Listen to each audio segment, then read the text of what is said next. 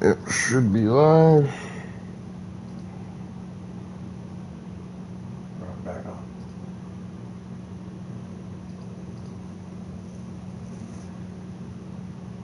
All right. Come on now. All right. People should start coming back. I suspect so. Let's see. Make sure, because it did not give me the official update. All right. It updated on Discord. I think I'm gonna not on my app thing. That's what things like. But yeah, I'm gonna chalk that up to the game. Like the stream just did not want anything to do with saving Micah, and so it just said we're calling. We're calling. What did the stream do? It basically just started to stutter my game even, and then it started to like freeze and pause there, and then it just shouldn't have done that. I think you had an internet glitch. An internet glitch, you say? That might have been what did it. Yeah. Well, good to hear that, Ted. Good to hear. Yep. Again, we blame Micah for this. Yeah, I'm betting what happened was you had an internet hiccup, and that would have knocked out the stream. Yeah. And glitched your game. The game's running smoothly now, so I think the hiccup's gone. It's wild too, because the game is on like the game in and of itself is like offline. So. It may have been just that internet hiccup, and that just affected everything. Probably. That's my guess. I do have dynamite. I'm afraid it would kill you too. Actually, dynamite's a great idea.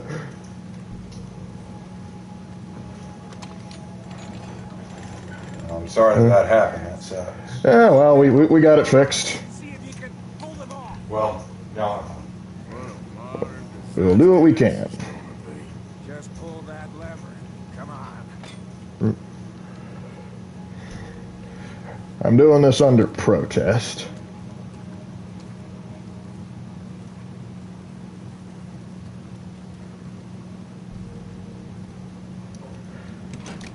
Oh no, it's too tough. I can't do it. Oh no. All right, let's do this for real. Come on, Micah. Rat dynamite. Yep, we should treat him like the skaven he is. Let's get out of here. Come on. What the hell are you doing? He wasn't no Driscoll. Yeah, that's fair, I suppose.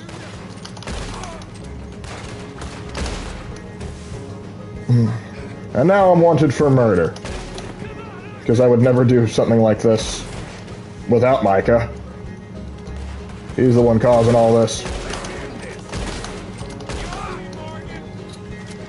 Sometimes I wonder. Equip the bandana, boy. Then again, I already kind of know.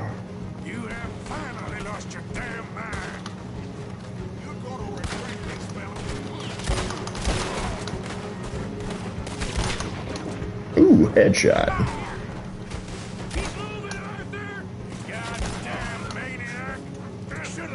I'm the only one that's allowed to be a homicidal psychopath here. Yes, unfortunately, just like we have to go get tuberculosis, I have to save this clown.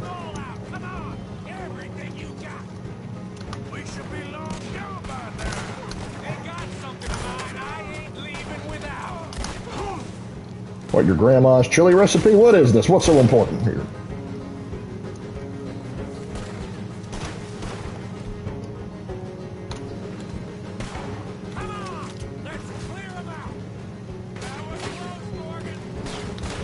Come on now, get over here.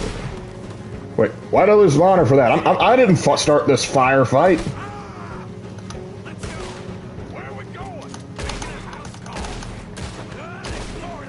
There we go. Back to depopulating the town. We really should get out of here. Calm yourself, woman. Like I said, I'm skinny. Who you call a woman?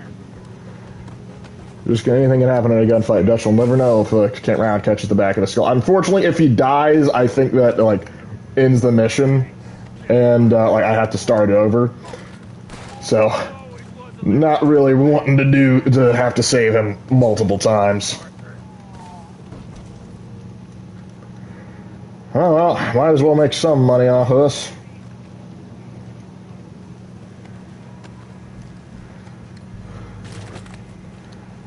You done in there, Micah? They had something in mind. My guns. I Yeah, because we couldn't come back for that later. Show the rest of this town. Are you serious? We can watch him die a few times. Oh, why do that when we're gonna kill him later?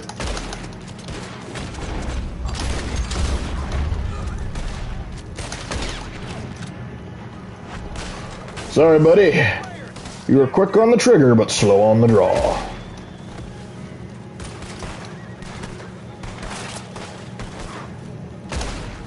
Come on, this way. Yeah? Who wants to see me hang now? Yeah, he's just killing a family of 400. Here, don't you? Keep shooting. Don't give up on me now. Oh, I gave up on you a long time ago, Micah. You gotta have faith. To those horses more. Or just buy new ones. Listen, as a gunslinger, I ain't gonna tell him, so this better be mine. Yes, it's good. And it's time we got out of here, Morgan. That time to get out of here was a while ago, my dude.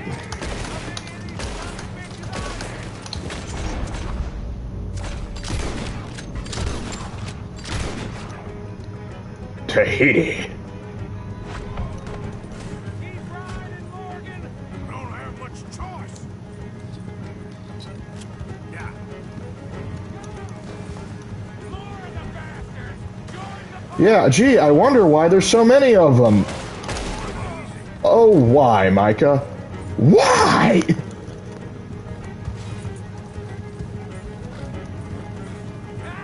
They just ain't giving up, are they? Yeah, it's almost like we're homicidal. Did Micah get killed? Oh, no. How tragic. Oh, no. I'm so upset. Alright, back to it. Oh, you guys got your wish. He died. Unfortunately, we have to resurrect him. Like, have you seen Devil May Cry on Netflix? Oh, hold on.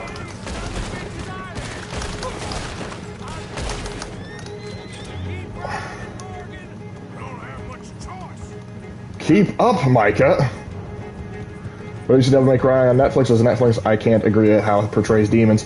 Oh yeah, because they didn't want to. They didn't want to portray anything biblically accurate. They wanted to harp on America. They wanted to harp on Christians. That it was absolutely ridiculous.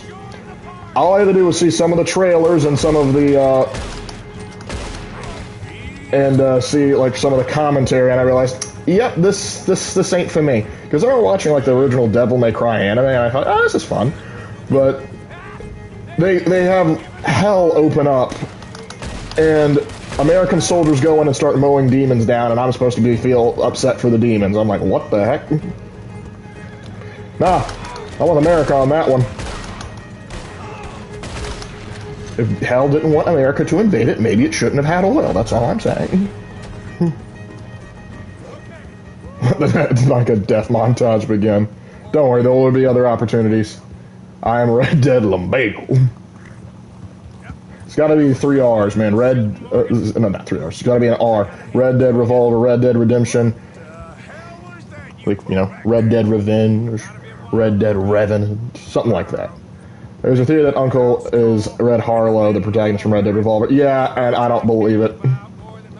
Because Red Harlow's a badass. Uncle shows no sign of ever have being cool. Did a bank job down south. It ended well. I saw it. Our goddamn ended. He was gonna let me hang. I'm starting to wish I had. And you owe Lenny too. Yeah, we should have just let you hang. Yes, we'll all be thanked profusely, I promise. Well, I'll be thanked. The rest of the gang, I don't know. Got your back. The motor is a hell of a nerf. Yeah, no. I just don't buy it.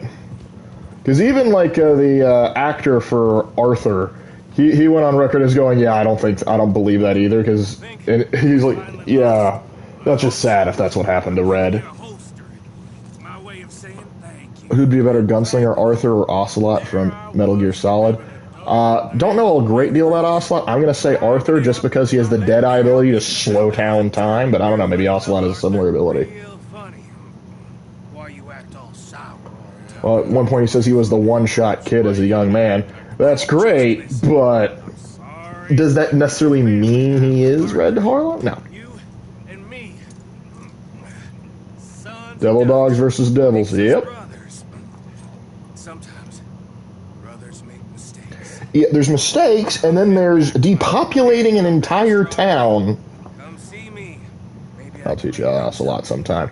You ain't All got right. back to Dutch. Imagine Old Republic crossover with Red Dead. I ain't seeing Dutch. Red Dead Revan. Bring him a offering. Do I trust the current creators of Star Wars to handle a task that epic? No.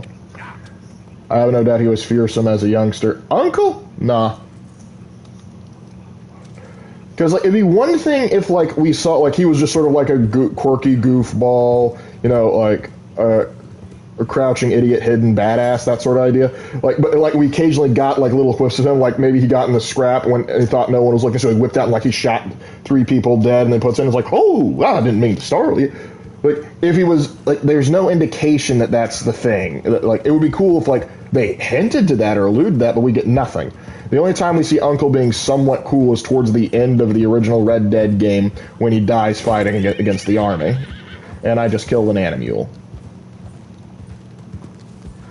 Thoughts on the High Republic? I care very little for the High Republic.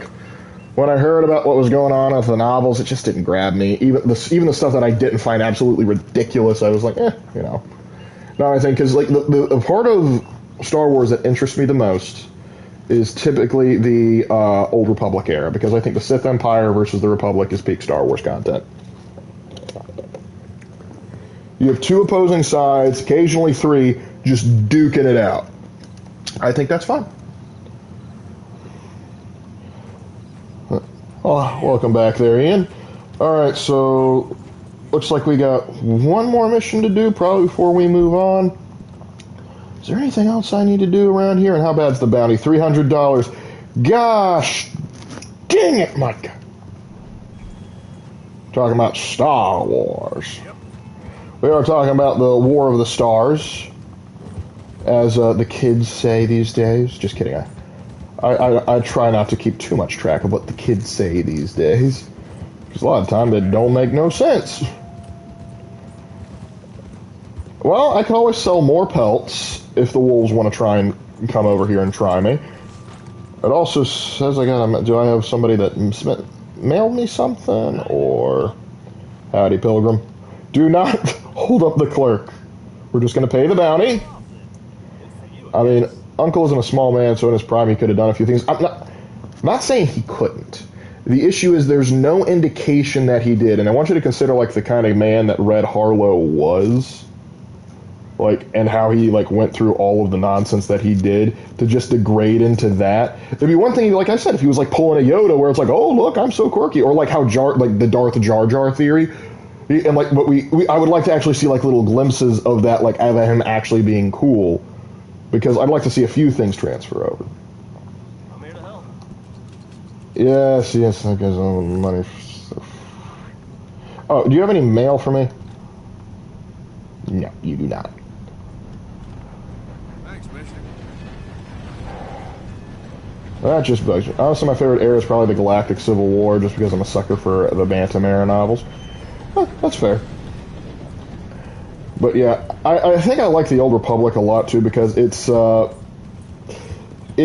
of it keeps a lot of the cool mystique of Star Wars, but you got so much more. You got so many more Jedi. You got more Sith.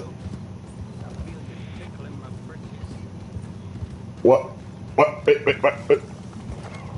The heck was that guy's problem? Oh, that wasn't the guy riding behind. It was a guy up here. That's right. I also have a treasure map. I should probably do something about that. All right.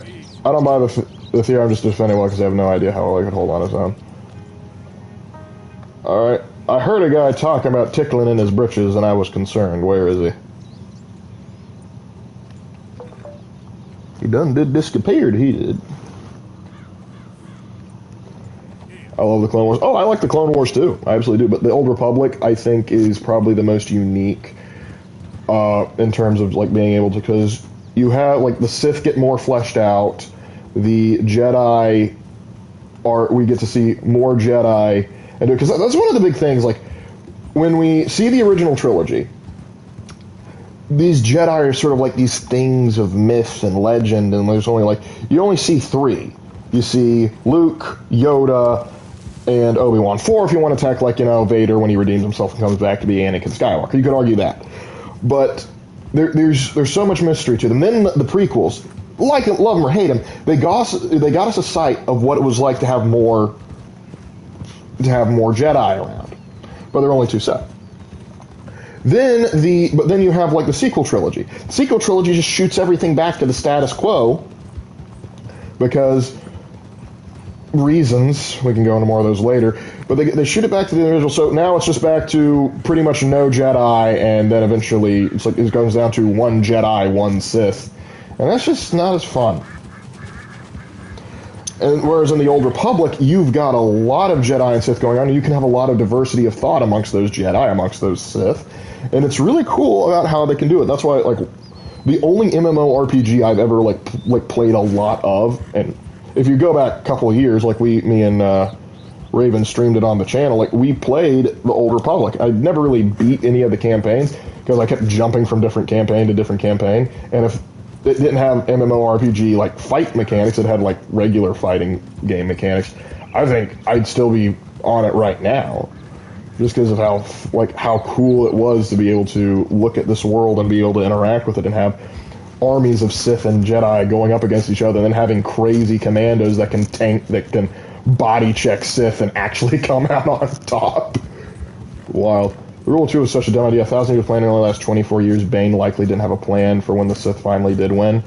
Yeah, that's the problem. Now, in Bane's defense, he was coming around out in a time where the Sith had reached like a new low point. Like I think they were all just on Korriban. I don't know this. I can't remember the specifics, but like they were all just on Korriban. They were all doing pretty much nothing but doing petty squabbles. So he decides, all right, I'm just going to have them all eventually kill each other off, and then he would establish the Rule of Two to try and keep things simple. But the Rule of Two never really can work because you have it incentivizes him to just kill each other, whereas without the Rule of Two, sure, the Sith have a tendency to backstab each other, and that certainly did happen, but you could at least redirect it a little bit more. Like, sure, there's the expectation the apprentice is going to try and take out the master, but there's at least a direction of, hey, we're going to try focusing on taking out some of these other Sith before I try taking out my master. There was more politicking to it. There was more creativity behind it. Remember, sorry, went away. Remember, Lark, those who run Star Wars hate the diversity of thought. They want diversity of identity, but not the diversity of thought. Yeah, that's certainly true, but it was so cool, like, the variety of Sith you got. But also when you have the Rule of Two, there was, like, I forget the Darth's name, but he, like, destroyed so much of, like, Sith knowledge and lore for reasons, and that could argue set the Sith back. If you had the Sith, multiple Sith, then that never would have happened. Not to mention the... He's over by the tree behind the campfire. What? Okay, thank you, Miss Grimshaw. Let's see what the boy wants. Actually, hold on. I haven't donated in a bit. I need to do that. Got to set an example for the rest of these idiots.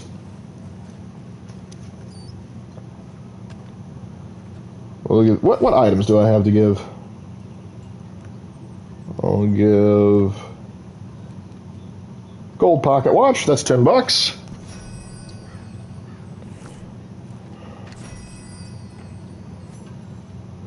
And I'll give, just because I'm feeling generous, almost wish I could just type in the amount, $20. Because I think that maxes out on her. What items can I pawn off exactly? Two incomplete ideologies. Yeah, Darth Gravin was trying to merge the light and the dark side. Yeah, that's right. And I think there's like sort of the argumentation for that. I know like there's the talk of like the gray Jedi and other stuff like that. But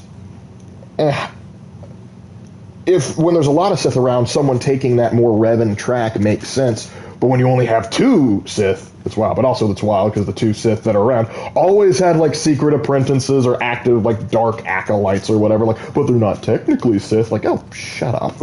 Yes, they are. Have you read the Tales from Mos Eisley Canteen or any other story collection? No, I haven't. Johnny boy, what can I do you for? What do you want? Uncle told me something about a train. You're learning about locomotives. It was only a matter of time, John. Something about a train full of wealthy folk going down through Scarlet Meadows, just south of the state border. Yes. Need help with it?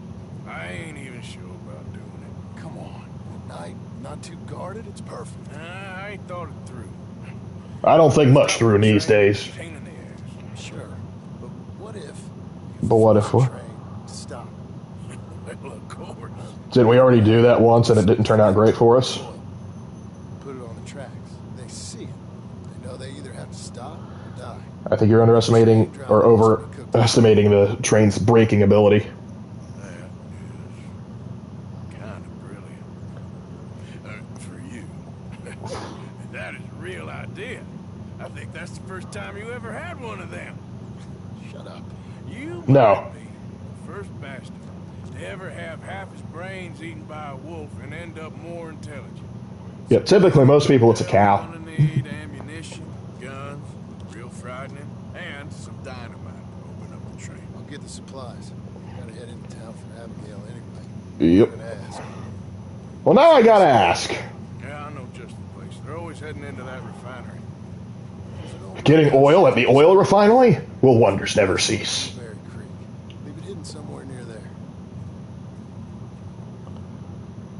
I don't think the Clone Wars belongs in the Legends timeline.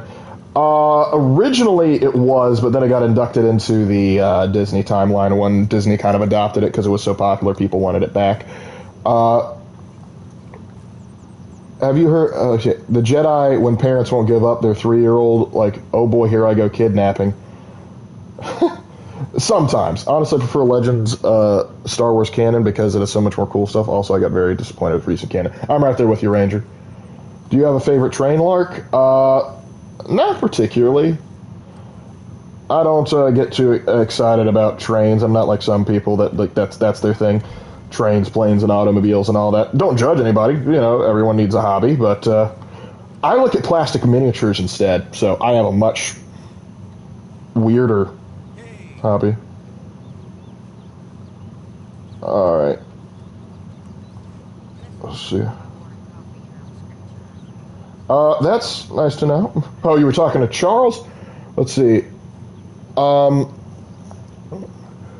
Let's see. But yeah, as far as like the Jedi kidnapping parents, that typically only happen in like times of war, like we need Jedi like now. Typically, if there's like I don't want my child being raised as a Jedi, they would typically respect the wishes. It depends because they would have to go into and like sort of talk, like convince parents to do it. Lark, would you be a Sith, Jedi, Mandalorian, bounty hunter, smuggler, Star Wars in the Star Wars universe? That's an interesting question.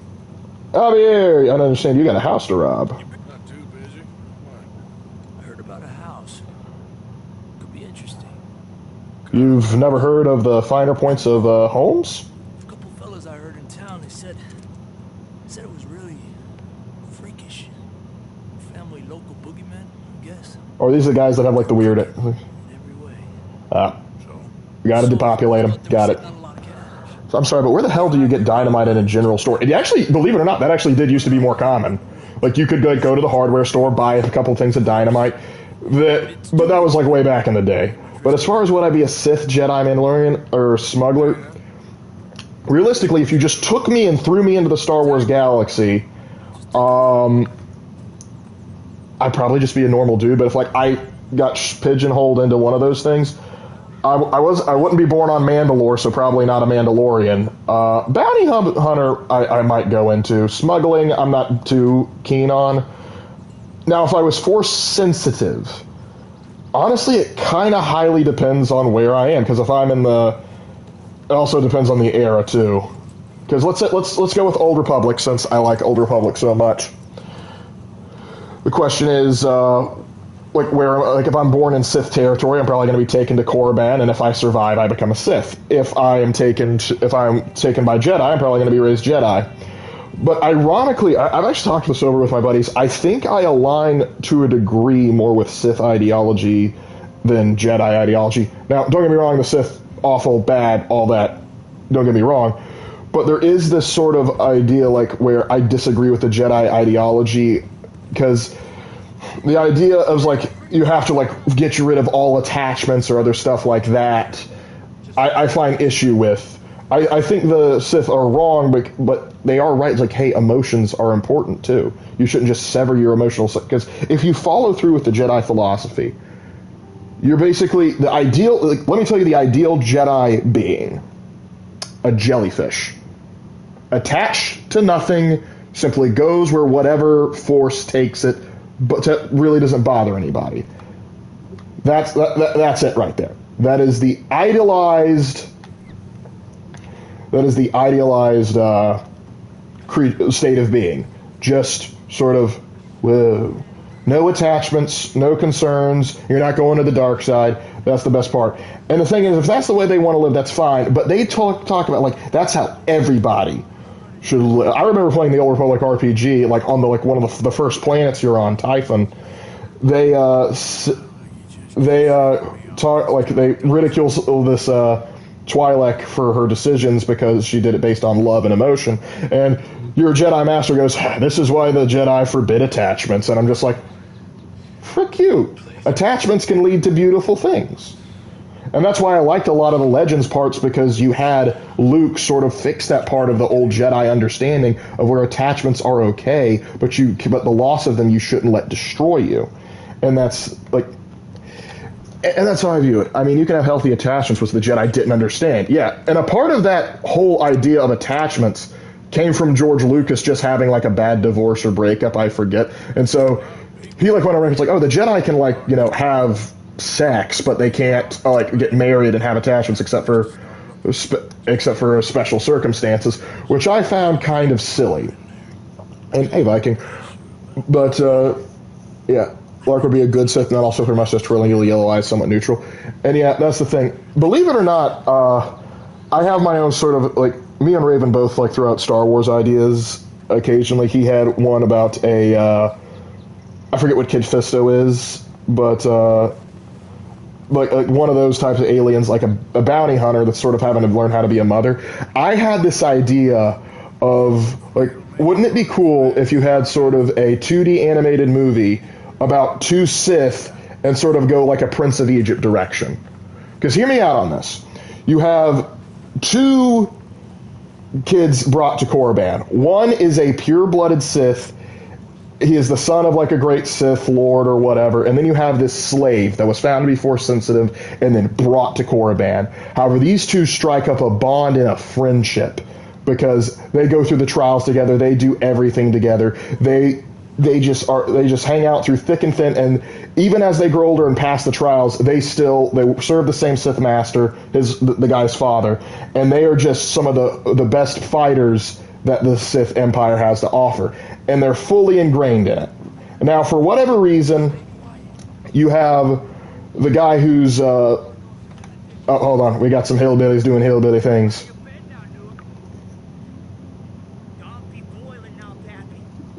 Yeah, hear me out, Tempest. I'm going somewhere with this. How often do you think Anakin cracked Padme? Because we know they did at least once. You mean, to have marital relations? They did it several times, I'm pretty certain.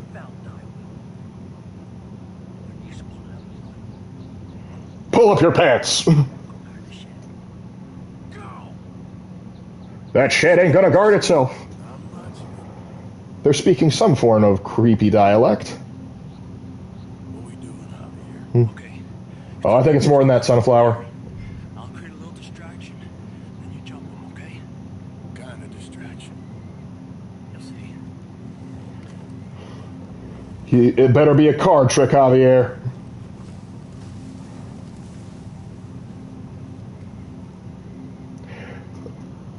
But yeah, so like my big idea is that you have them for whatever reason. I think it's like this guy being a former slave and all turned Sith. He would be opposed to, say, like the Sith dealing with, say, like the Hutts in one situation, and so he goes in and he actually like sabotages Sith relations. Uh-oh. What the hickory happened here? What the hickory? Oh, you know what? You deserve this. We got to put this out, don't you?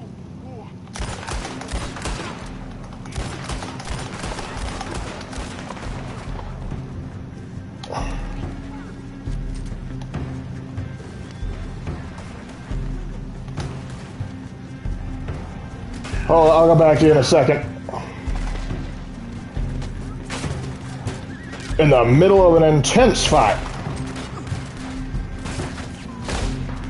That's one down.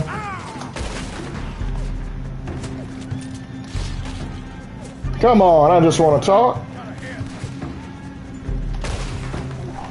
Gotta move up.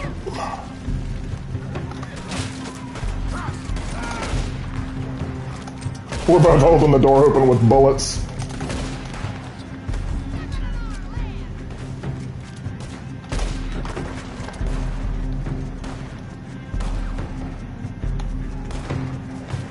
Flush them out.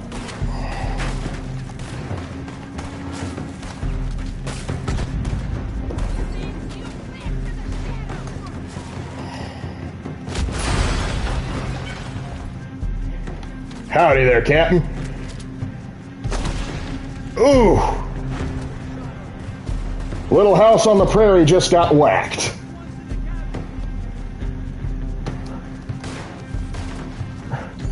What, the hickory?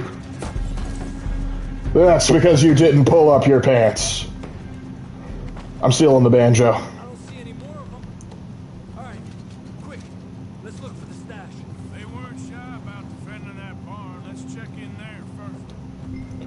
Okay, my question is if Yaned wants to stop, Yaned wants the, you mean the Yanari or Yaned, the cult of the god, they want to stop Slanesh. What's stopping the Drukari allies from killing Yvraine and Yaned? Yaned's a god in a comatose state, and it would be hard to kill Yvraine. That would be very hard to do. She herself is pretty good at protecting herself. And she also, at one point, was a Drukari. And there might be some that actually are trying to do so, but they're going to have an uphill battle. But anyway. Wait, there's a pump shotgun? Yeah. Wait, where? Here? There's no place else I can store it. Like, still on chapter 2? Yeah, I'm taking my time. Gotta appreciate it. I'm working. Like, if there's a large house right on the free pump shot, on the large house on the right, there's a free pump shot. Well, on the left room. Should Lark give you a case? All right, I'm not going to leave without that. Who would win between Slanesh or Abeloth? I want to say Slanesh, but I'm not 100% sure. And also, I'm taking good money here. You're going to want some of this, Javier. But anyway, as I was saying about the sort of the Prince of Egypt idea. But anyway, so he finds out about a secret deal between the Empire and the Hutts, and he does not like it, and neither does his brother in arms. And so he agrees to go. So they agree to go put a stop to it.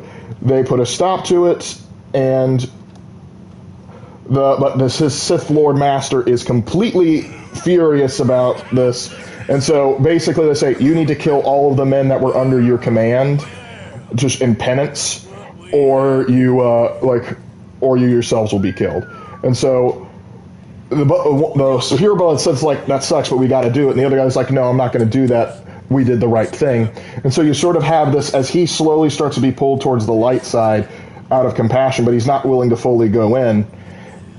And I like the idea of just like these two brothers raised in like together as Sith, and they eventually have to come to blows with each other over such a discrepancy. But yeah, I can go into more detail about that maybe in its own separate video. I need to refine a few points with Raven because he's the real storyteller here. But I have my ideas. Abeloth is effectively Cthulhu. Yeah, the bear in mind, Cthulhu isn't even the biggest thing in Cthulhu mythos. Because Cthulhu is like, he's a great old one, but then you have like elder gods like, Yog-Sothoth, and then there's like Azathoth, the demon sultan who's the mad dreaming god and all that jazz. Now where's my pump shotty? And hold on, I need to take some premium cigarettes. Abeloth is nowhere near Cthulhu's level. Like, you mean like my Abeloth's more powerful? Because again, I don't know as much about Abeloth. We all know Gonk Droid is. Okay. That goes without saying, that Brooke. Raven grabbing you by the throat. I'm the real storyteller, my bro. No. Because that's the thing. Whenever I have a story idea, I will sit Raven down and we'll talk about it. But the thing is, he has to, like, I come to him and he'll go, like, I want you to think about this story logically, Lark. And then he'll basically lay it out in the gentlest terms possible is going, here's why that wouldn't work, or here's what you need to do to improve it. So like that's when you see really his teacher mode come out. How am I doing on? Yeah, we're gonna maintain this real quick so I can take some of the. But yeah, other times like he'll say like, what you got there is good. You just need some tweaking. So it's one of those things. He gives good advice. Hey, Lark, what's your favorite Imperial Guard regiment? This is going to be stereotypical, but probably the Death Corps of Krieg. I love the Death Corps of Krieg so much. There's like 2 songs about the Death Corps of Krieg I particularly like, but I like others. I like the Valhallans. I think they're a lot of fun, but of course that's me just liking Caiaphas Cain. I like the Armageddon Steel Legion. I like the Elysian Shock Troops. Lucifer Blacks, but they don't get out too much. Cadian, not the Cadian, the Tanith First is only. Cadian's alright, but I think they're kind of oversaturated, sort of like Ultramarines. I like them, but I want to see some others. Hey, Lark, what do you think was the single reason Japan lost? I think it's because they lost their experienced military assets. If you're referring to World War II, that definitely did hurt them. The biggest problem for them is they bit off more than they could chew. With their industrial capacity at what it was, picking a fight with the United States was the worst thing they could do. But they thought they could get away with it because they underestimated America's mentality. In their defense, they got away with it before when they fought Russia. They had fought China pretty effectively, so they thought, hey, it worked with Russia, why wouldn't it work with the Russian Empire? Why wouldn't it work with the Americas? They're so weak and decadent, whatever. They're not going to have the stomach for war. Only to realize far too late, guess what? We do have the stomach for war. Furthermore, you messed with the boats. The biggest cardinal sin in the 20th century warfare, or actually in warfare since arguably the early 19th century. I'm going to take that hair pomade. You never know when you might need it.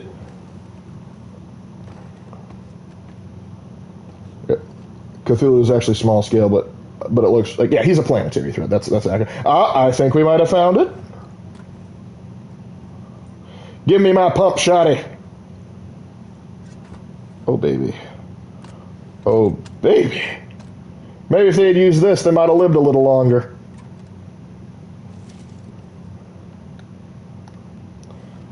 Let's get a look at you.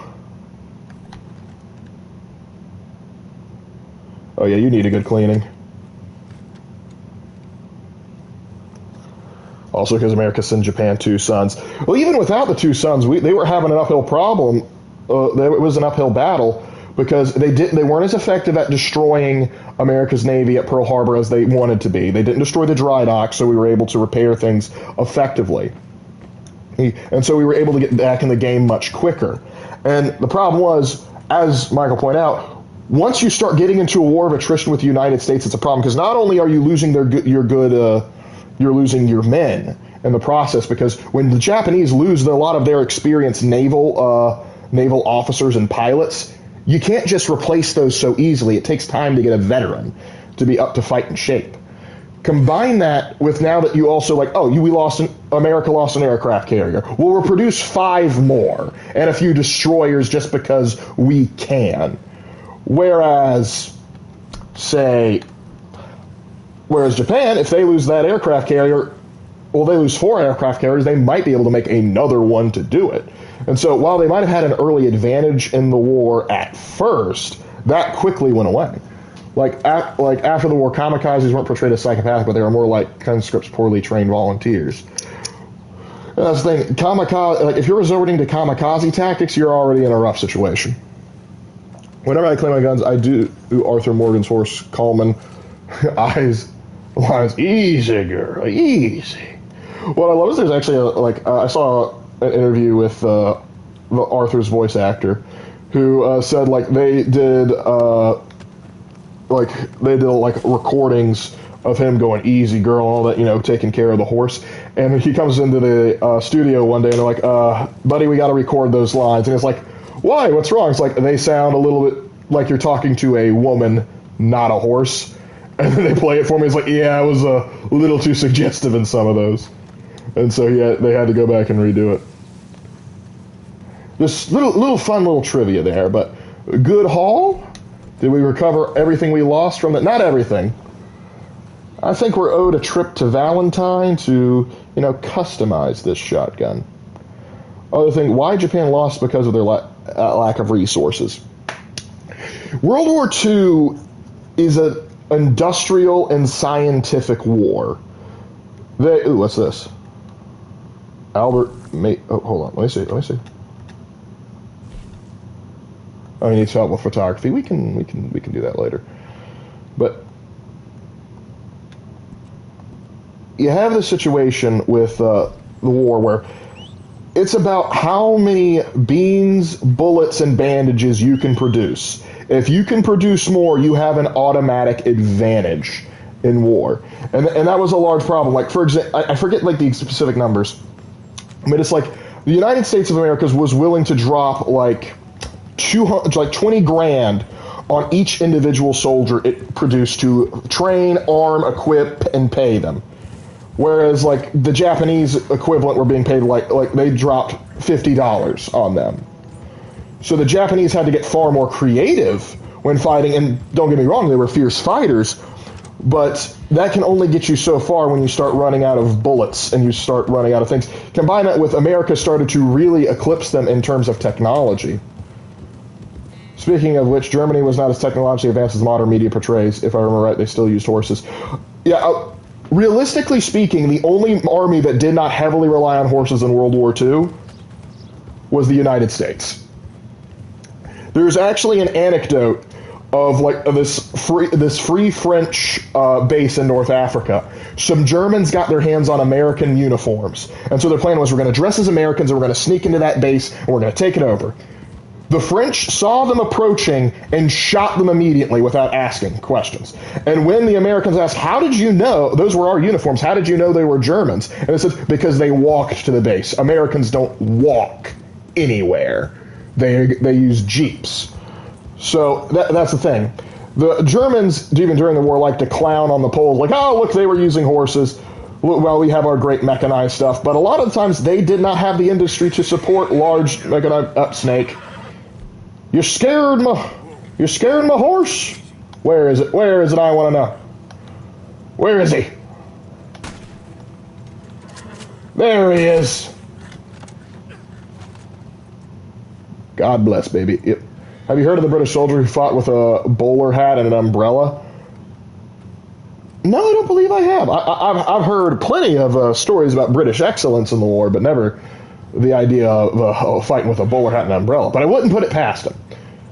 Lark, I also remember Raven response video to Darman where he was talking about the good old PS2 y'all got for Christmas, and the many punches were swung over. Telling me of the punches, like, what siblings don't fight when they're younger? Some siblings still fight when they get older. But yeah, because the thing is, we had the PS2, and there was always the debate over who got to play it.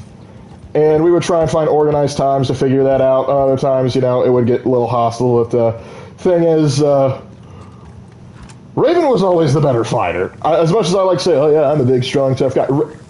Raven had the age gap on me, and he was also just bigger, so he was able to.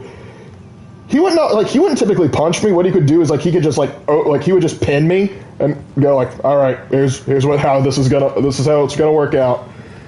But yeah, very seldom did we actually come to full-on blows. It did happen occasionally, but very seldom. But that's just boys growing up. What I think is scary is that in World War I, the invention of the machine gun, because soldiers used bolt-action guns that fire 4 to 5 bullets per shot. Well, 4 to 5 for a clipper magazine. Well, these guns shot a lot of bullets in the open air. Well, machine guns had been around before that point, and had used in warfare before that point.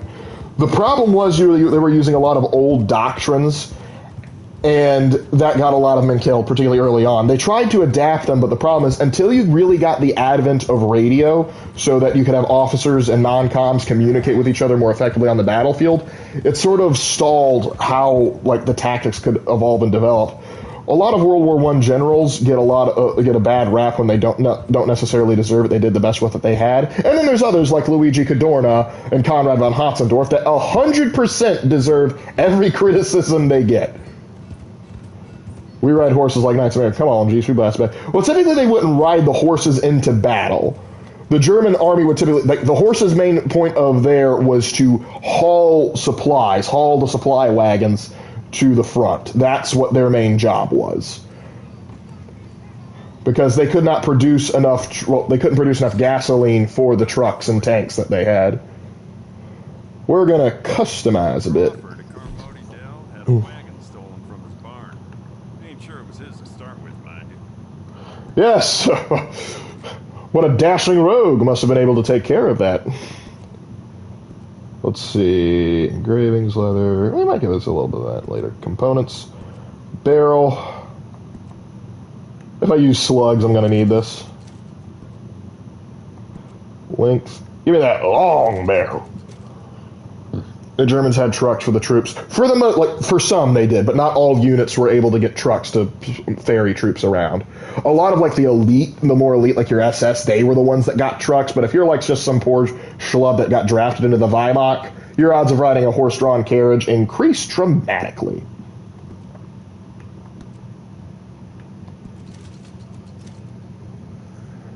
As many as Americans. This is a true American gun. Yeah, I actually have a gun that looks very similar to this in real life. Straight grain. Nah, the grain's fine. Leather wrap to improve condition. I'll get some leather. Alright. That looks fine. Have I bumped up the Schofield? Let me check.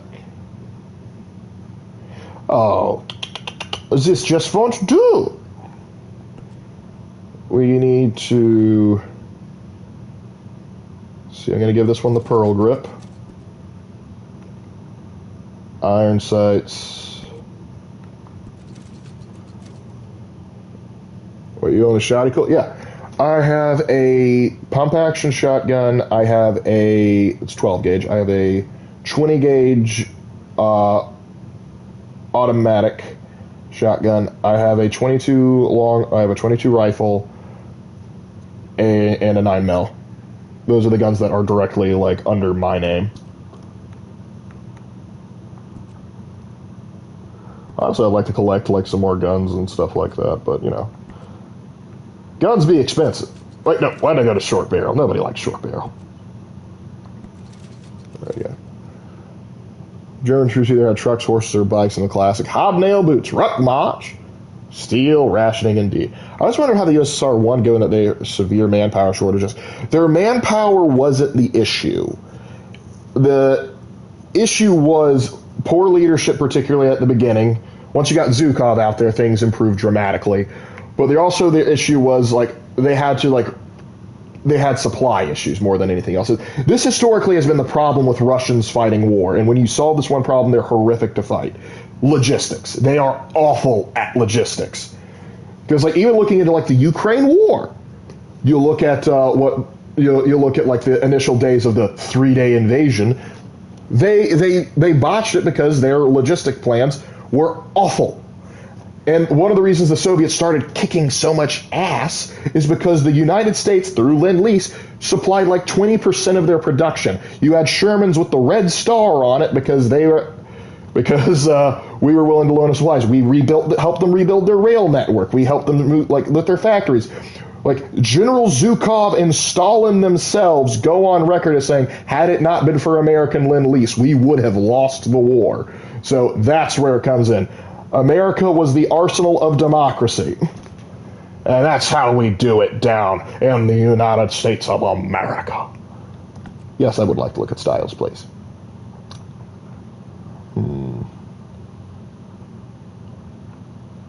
Silver, black and steel. Okay. I've got an idea, fellas. Hear me out on this one. Hear me out. Or if you just go ahead and do it for all and just call it a day, but you know.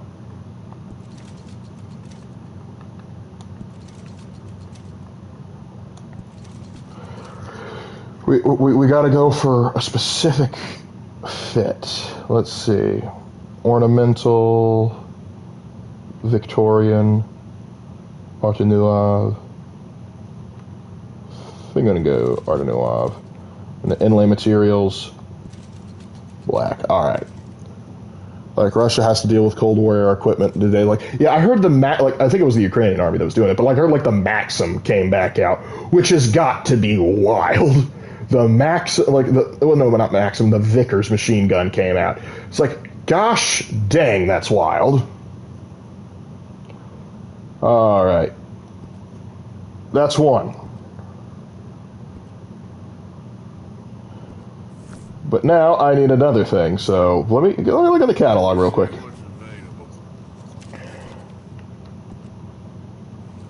The gunshot fighter, World War II. There's another one. Yes, I know, pre-World War joking game, but I don't care. It's I love that joke. Time traveler. It's like it was like. I was like, what year? Like, what year is it? I was like, what time period is it? Oh, it's just after the World War. First or second? What? It's really weird is when you get into the things like JFK, or it's just like go to the CIA. What year is it? Is this before or after the JFK assassination? Before. Yeah. Wait a minute. We need to. It was requested because I've got a plan. The grip. I bet I can make this piece work a lot better for you. Bolts, triggers, parts, back here. Oh, you're gonna make this one work for me, oh boy. You're gonna make this one work. Yeah, we'll keep the long barrel. Iron sights. New trigger, brand new bolt. Your pick. Yep, this is the one. Now we're getting somewhere.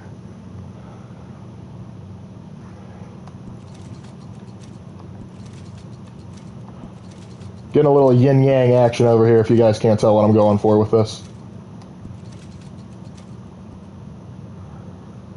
Engravings. Nova.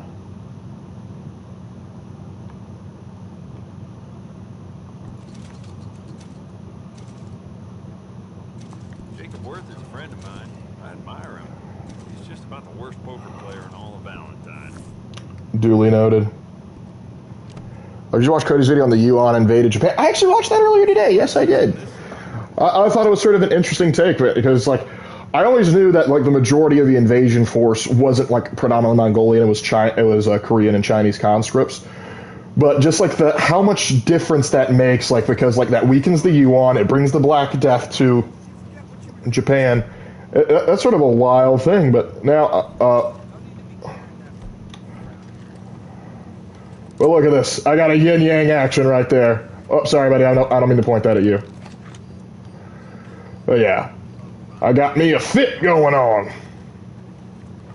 I love how in recent years Russia claimed they did everything with Mosin, Yak-9s, T-34s, and visited the museum in Russia. What I did see, I saw an M4 Sherman, an M3 Lee, and a few oddly looking American guns. Yeah, that's the thing. They kind of, like the Soviet Union, once we started to become enemies, which was very shortly after the war ended, they wanted to sort of distance themselves from the fact that the Americans helped them. And so they, in their history books, like, oh, it was all just the Soviet help. Like the Soviets did the lion's share of the work. The Soviets were just glorious. What's going on here? Who needs help? I heard a, hey, it's Mickey. Give me a dime. Hey, buddy. Something. Hey, buddy. How you doing, old chum? Hey, Mr. Arthur. You remembered. Why are you always so mad? You're crazy. Yeah, that's true. Shooting. Oh. They said I was crazy. I'm Well, not crazy. Not like you. You beat up the big fella. He once beat me up. I asked for it. You think you're real crazy, mister? Yeah. I'm talking to you, so I must be crazy. I fought in a war, mister. I couldn't tell. Sent me strange seeing all them fellas die. Which war was that exactly? Do not hug him. He's a fake. He's a fake? Mr. Arthur, oh, a real bad. There's good wars? I saw terrible things. I ain't been the same since. I get funny. I think you need a therapist, man. Don't act crazy now. Oh, I can't disappoint Mickey.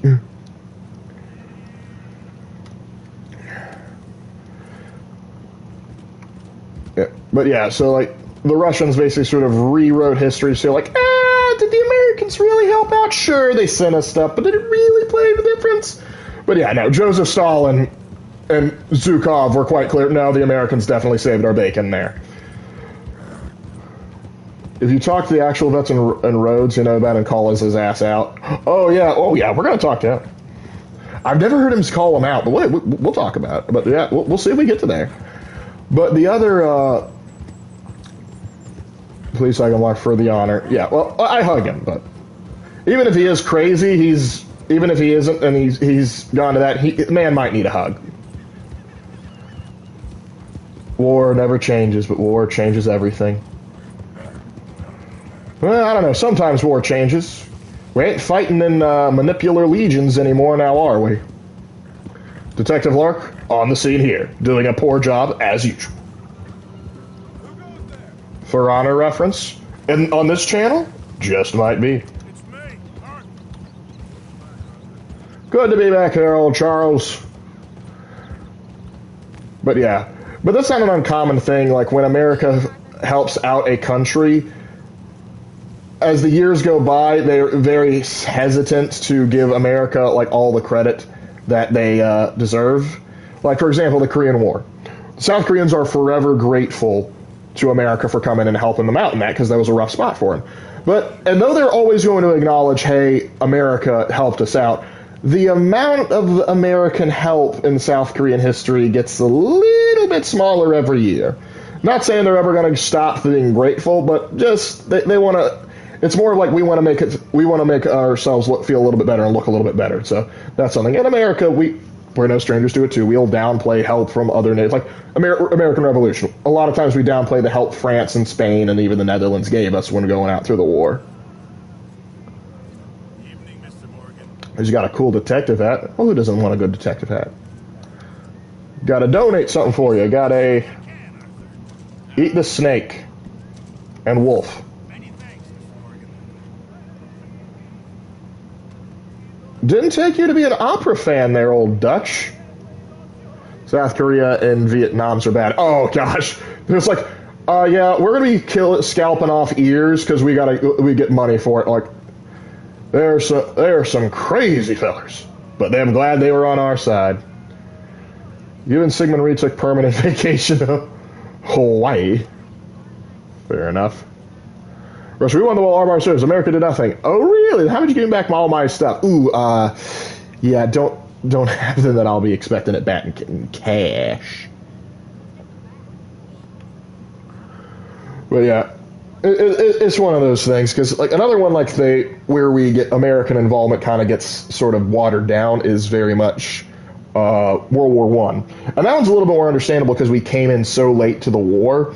And so it was like, well, you guys didn't fight as much. And it's like, yes, but really our presence, our entry into the war helped expedite, like pretty much secure Germany was going to lose. Because because it was the knowledge that our fresh troops were coming in is what made them try and do that spring offensive to try and push, to try and get to Paris, because they knew once America arrives in force, it's over. And they couldn't do it. I love how in history France helped us win the revolution, but we end up calling them retreaters because they tell us to get out of their country. Well, the problem with that is, and here's the way I see it. They help us out in the American Revolution. Absolutely grateful for that, 100%. But then once they have their own revolution, they start getting snippy with us, hence the XYZ affair. And so there's almost this quasi-war with France that happens, and so a lot of goodwill built up from the revolution kind of disappears. Then when you eventually get to World War I, sentiments are kind of good again. We really like France, and why can't I just want some stew. Can't a man get some stew? There we go. But sentiment improves a bit, but you know, the French fought really hard in World War I, and so there's a bit of a mutual respect that the Americans finally showed up and helped out. World War II comes along, so we're kind of even here, because they bailed us out in American Revolution. We helped out in World War I. Then World War II, they get rocked. No other way of saying it. They got rocked Was their military as bad as the jokes say? No, but they got caught with their pants down because who expected all the panzers to come through the Ardennes? So they got rocked. And so, yes, for the Free French Army existed, but we and the British were the primary forces invading in. The French Army then came in a little bit after, reestablished, and then helped a little bit. But then here's the problem. You got Charles de Gaulle, who is important a figure as he is for the French. I'm not going to take that away. He definitely was important. But he rubbed everybody the wrong way, was bigger than his britches would allow, and then after the war had the audacity to say, the Americans helped us kick the Germans out of France. Like, oh no, we were the primary force there along with the British. You can thank the both of us, please and thank you. But they helped us, but now it's time that they leave. And LBJ, President LBJ, one of the few times I agree with him, straight up said, it's like, does that include the American soldiers and lying in French cemeteries? Shut him right up, it did. And then it gets better. Because the French bungled Dien Bien Phu in French Indochina, they lost control of that region, destabilizing it further, and having us have to go into Vietnam. So, let's look at it. They helped us out in the American Revolution. We have to pick up the slack in World War I, though I'm not going to be too hard on them that. World War II, hard carried, and then we had to go into Vietnam because of them. So, I think we're even. Now, I will admit, the cheese-eating Serenger monkey joke does come too far. You never got us that oil wagon, did you? Javier had a thing. I'm sorry. I clean forgot. Don't worry. It's taken care of. Oh, is it? Otherwise, we'd miss that train. Thank you. You're still interested in the job, ain't you? Yes, but I think we'll need another man. I like Charles Smith for this kind of thing. I'll get him. You meet us at the wagon when you can. There's no burnout. I didn't know I could get around getting the oil wagon. Dewberry Creek, stashed it there. Thank you. We're the support class. You make mistakes sometimes. We are more than just a support class, but yes, we are the guys with the guns and money, and we just we help bail everybody out. At least in the 20th century. In the 19th century, we didn't do as well in certain situations. Hey there, Aaron. Let me check. What is this? Abigail. Oh, I think we're about to get a situation here. To be fair, somebody fricked with our boats and we got a little out of hand. Oh, hold on.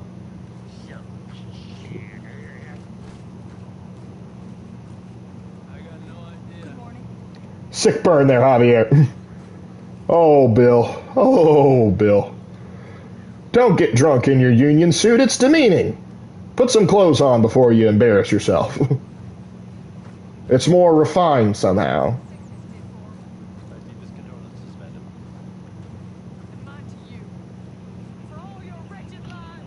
Oh, shoot. Didn't mean for the fella to die. He was sick, Mr. Morgan. Not our fault. Technically true. I don't know.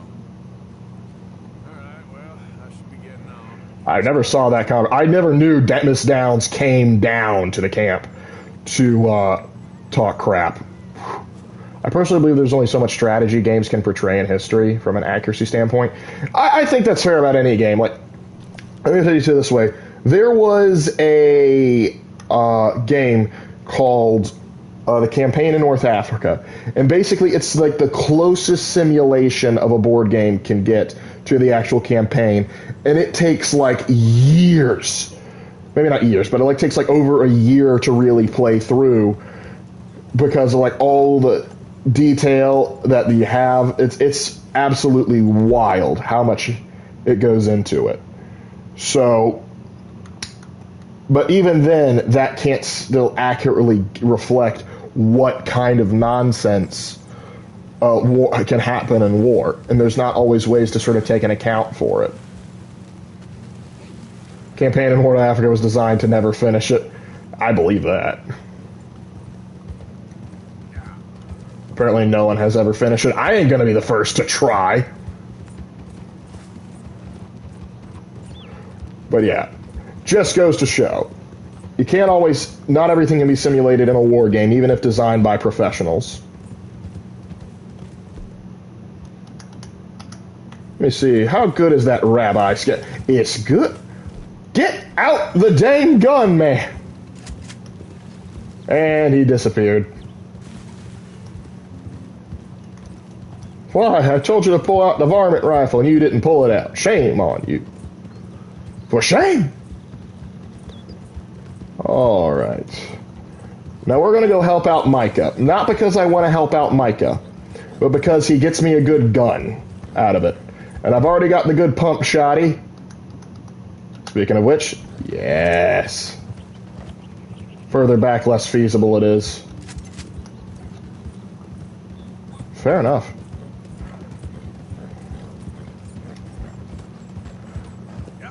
Where's some bucks? I want to get me some moccasins.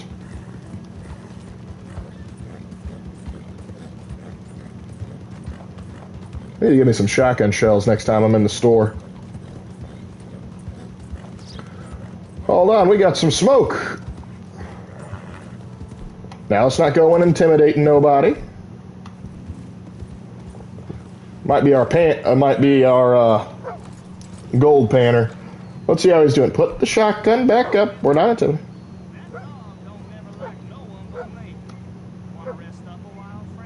Sure. Come here, buddy. So what brings you to these parts? I wanted to pet your dog. Is Micah this game's Preston Garvey? No. I actually like Preston. I would argue probably the closest equivalent to Preston Garvey in this game would probably be Charles. I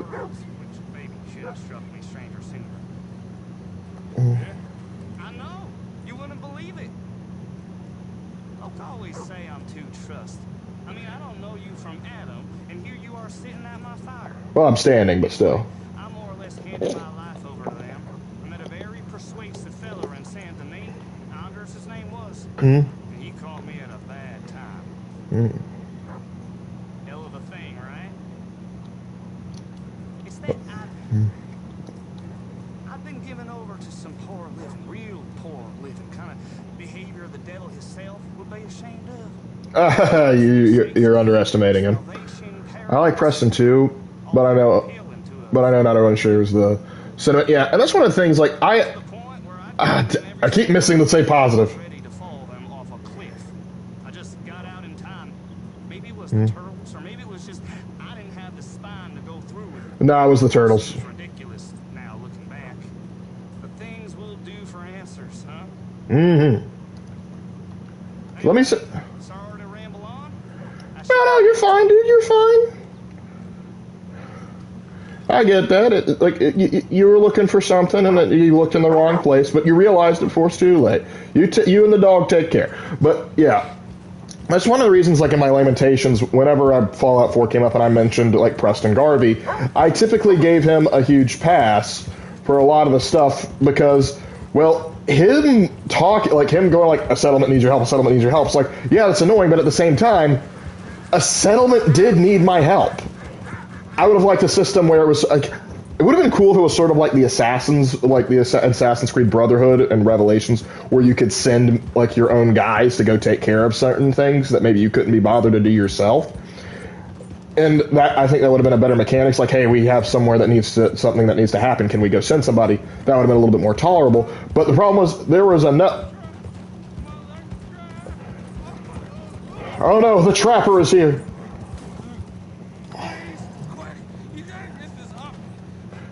The trap or the leg? Let me help you out there, El Jefe.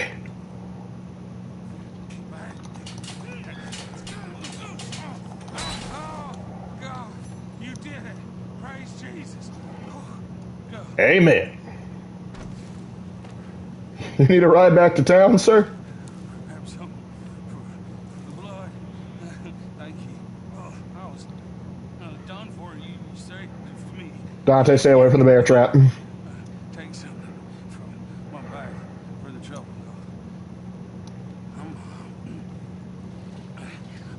I'm gonna take a minute now. I'll take the rifle cartridges. Yeah, you're gonna want to get a doctor to look at that, bud. That ain't healing right on its own. He might lose that leg. Anyway, what's your opinion on Enclave from Fallout? Interesting, because I like a lot of the ideas and concept. I think they're a bit overused as a villain, though. Like, the Enclave in Fallout 3, I guess is okay, but the fact they showed up in the TV series again, and the fact that they were in New Vegas, I don't think their appearance was that bad. And I'm kind of happy to fight them again a little bit in Fallout 4 as, like, the little bad guys that they are. But it's still, to me, kind of like, eh. And some people have talked about, like, the Enclaves are actually really the good guys. And I'm like, well, you know what? Why don't we just lean into that? And why don't we actually have a game where you actually can side with the Enclave in a larger capacity? I think that might be interesting, because here's the thing now that's kind of sad with the introduction of the new show and what they talked about. If what we saw is true, and that Vault-Tec is the one that really launched the nukes and all that, and it wasn't the U.S. government or China, that means the Enclave is technically does have a legal claim of authority over the United States to a certain capacity. Now, what they did was absolutely messed up, but they did have technically they are the real successors, because they didn't would have evacuated it would have made a whole bit of logical sense there. Gonna live his life need a cane, but at least he'll live. I was replaying Rome Total War, excellent game, and a prime example of why I prefer historical authenticity over strict accuracy.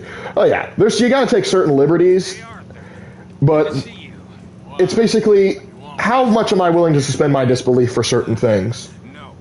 Like, am I willing to believe, like, I can pay, like, a certain amount, like, maybe get Roman legionnaires a little earlier than I would in real history? Not an issue. When you start saying, like, oh, like, Vikings were actually black women, then I suddenly go, you're an idiot. I thought you was a tough boy. Who could be a match for the Republic of Dave, though? Trying to protect his riding clothes. I just know whenever things get real, you turn yellow, lose your head. Yellow. Seems that way. So I guess you won't be riding with me to rob the banking coach comes about this time in the Strawberry. Now, I didn't say that. Driscoll boys yapping about it while I was inside. Them O'Driscoll boys talk a lot. That's what I said, didn't Okay, I'm back. I was cleaning my gun and I forgot how to put it back together like a fool. I had to find my book. Hey, at least you had the book to, hey, we all sometimes need to go step back to square one. All right, Dante, lead us home. Raven Knight, what's your favorite movie? Well, first of all, this is Lark, not Raven. So Raven depends on the day. I think he'd probably say Casablanca, but I don't know. Maybe he might have a different opinion at this point. But far as my favorite movie, I don't know. That's a tough one. I like a lot. I like a lot of movies. Like, I'm willing to let Bronze Age Egypt slide over Black Viking. Yeah. Because at least Bronze Age Egypt is still Egypt. But of course, I played more Rome 2 than I have Rome Total War. Because those Egyptian archers still scare me. Frickin' rail guns. What are your thoughts on people who say Vikings were black? There's two types in that argument. You have people... They're an infestation, I tell you. But you have some that go, well, I think it's theoretically possible, considering Viking adoption rituals, which are overblown, that there could have been a black Viking or two. Maybe. Unlikely, but maybe, with somewhat plausible. Somewhat. Don't believe it, but plausible. But then there's those that it's like, we want a Danish king to be betrayed by a black woman. Then I go, you're stupid. And if you say, like, oh, the majority of Vikings were black, you're just factually incorrect. There's nothing I can tell you more than that you're just factually incorrect.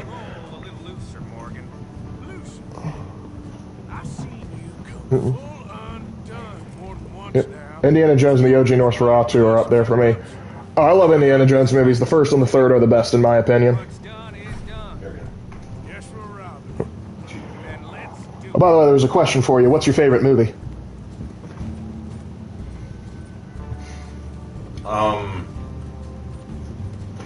Casablanca. Probably. I called it. I probably have to say Casablanca. I love that movie. Best Humphrey Bogart movie. Well, just the story's great. The lines are great. The acting's great.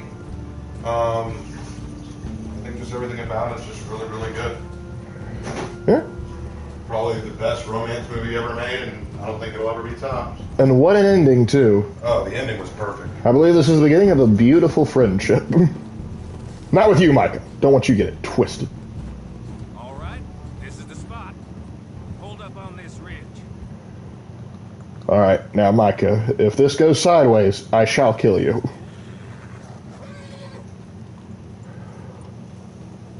This you in here All right, anyway. in a little bit. Keep at it. Yep, will do. Like in Rome 1, they knew Bronze Age Egypt was historically inaccurate, but they added it anyway because there weren't enough Greek factions already, and they didn't want to add more. Yeah, and I get that. I do get that. But there are some other inaccuracies with that game that are kind of fun, like Spain having like those bull warriors, which was kind of funky. Look, there they are. Also, like all the Greek city-states being like completely allied with each other was kind of interesting, and Sparta being their capital. And also, like, you had the Scipii and the Julii, the Brutii, like how that divided up now. But like, I will say this: compared, like, as a guy who has played Rome 1 and Rome 2, I much prefer Rome 1's family managing system because that was like more feasible. Whereas the Rome 2 one, even to this day, even though I enjoy playing Rome 2 more, it just is so frustrating to handle politics in that game. Oh, that's Micah. I almost shot Micah. Dang it, I almost could have shot Micah and I missed the chance.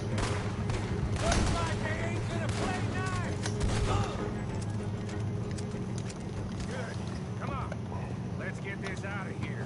Hold on, we got ourselves a fancy hat. Keep your face covered now. Oh, it's not a fancy hat, but I can't keep it. It's the farmer's hat. I'll keep my Desperado.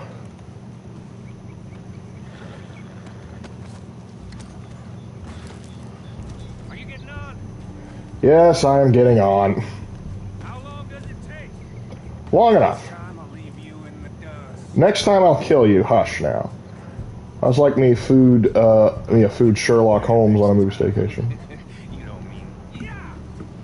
A food Sherlock Holmes? What do you mean by a food Sherlock Holmes?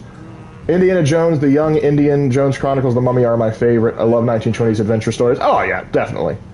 But oh, good. I was going to say food. Like, was there some like sort of Food Wars Sherlock Holmes thing that I didn't know about? And now I got the Lancaster repeater. Something like that. That's a good gun right there. Oh, they made me leave my shotgun. Open here, we done with it. Could be more than we can carry. And there might be a second crew of riders tailing. Alright. Not to mention, Yeah, it happens, Ranger. It happens to the best of us. The Last Crusade is the best. You know what? I'm going to be honest with you, Burger. I'm going to have to agree with you. I love the Raiders, but like the whole, like, I really wish they had kept the ending with Last Crusade. Like them riding off into the sunset was a perfect ending for it. The reconciliation with the father, loved it. I reckon we're a lot alike, you and me. Hold up there. Dutch, Now listen here, Micah. feller that gets things done. Same as you. Yes. I get things done better, Micah. Howdy there, Valerie. California caller now if I hadn't broken you out of jail. And I have expressed Better than a Colombian necktie, I tell ya. Hold on, we got O'Driscolls. yeah, we're being robbed. Get across the river.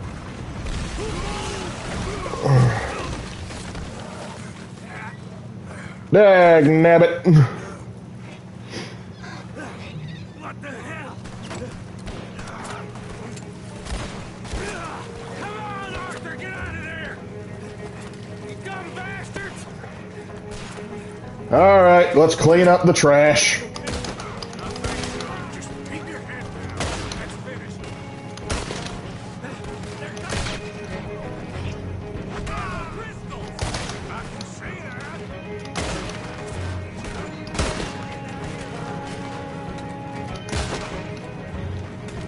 About to be dead, O'Driscolls. You give the Irish a bad name.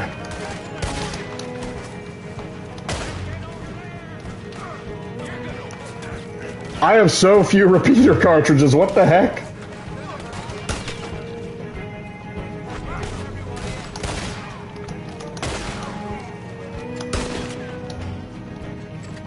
Oop.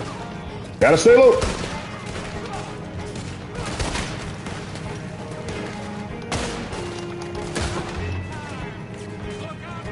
While out on the river, what is this, amateur hour?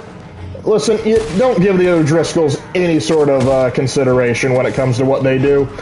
There's a reason why Colm O'Driscoll relies on, basically, you know, quantity over quality. Oh, no wonder. That's the problem. I was using high velocity.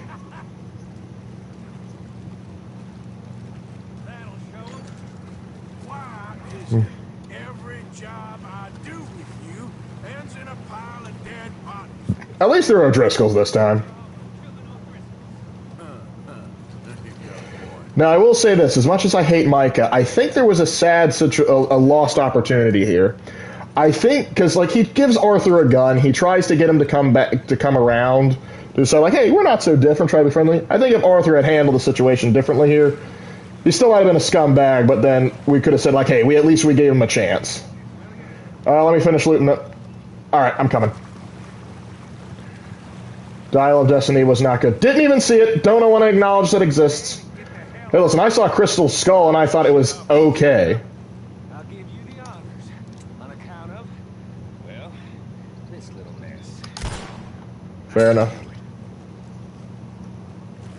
Come on, let's see if all this was worth. All I see is you, me, a river full of dead O'Driscolls, and a lockbox.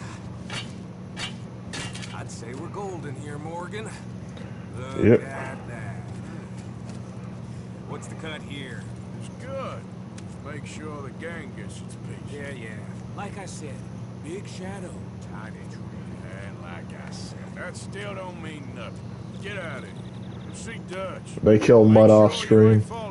They did what? I know. It's been fun. You and Raymond dodged a bullet with that Dial of Destiny. Well, as soon as I heard they were making a new one, and I heard the... Oh, crap. Dante! There's witnesses. We gotta get the heck out of here.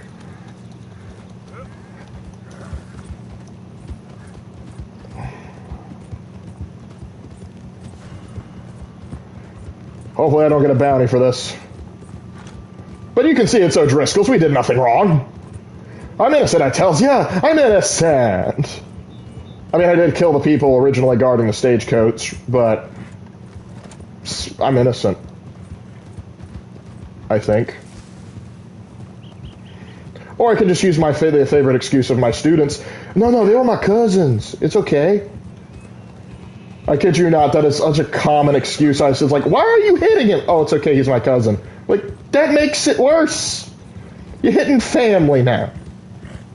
How are you fine, gentlemen? We're all doing all right in here. Peter, so glad I watched Peanut Butter Falcon instead of Dial of Destiny. Peanut Butter Falcon. Now, that's a new one. Yeah, they can't find me. We're not speaking of that crap. That was Dial of Destiny. It was too much of an indie fan not to see it, yeah. Here's the thing, like, you can go out and watch The Kingdom of the Crystal Skull, and we can all agree, it's not great. But even I would be so bold to say I think Kingdom of Crystal Skull, I enjoyed it more than Temple of Doom. Was it the best Indiana Jones movie? Certainly not. But 1 and 3 are forever going to be just the best. Alright, so we're safe. We made it through. All is well. And, oh, we got a bounty. Oh, yeah, there's the guy that's going to be dueling us. Oh, no. The TV's kicking in. I'm committing to the role. Let's go see if we can't wrangle that guy, because this guy, like, I'm not great at the dueling. I'm better at the dueling mechanic in the first game than the first game's much easier on the dueling mechanic. But this guy that we go on off and we have to duel, like, he is tough. Well, let's go see if we can take care of him. How far have you gotten in Lords of the Fallen? I've beaten the giant. I have not played Lords of the Fallen. Raven is the one that has played Lords of the Fallen. Temple of Doom was my favorite because of Short Round. Short Round, like, was all right, but the problem is you had the constant screaming of the other lady, which got on my nerves. Short Round I could rock with. From a biblical standpoint, will J. Jonah Jameson be considered a Pharisee? From a biblical standpoint, no. I don't think you can call him a Pharisee, because he's not a Jewish legal scholar. I don't even know if J. Jonah Jameson is, in fact, Jewish. I mean, I know Stan Lee designed him off of himself, to an extent, because he used to work in a newspaper as a newspaper editor.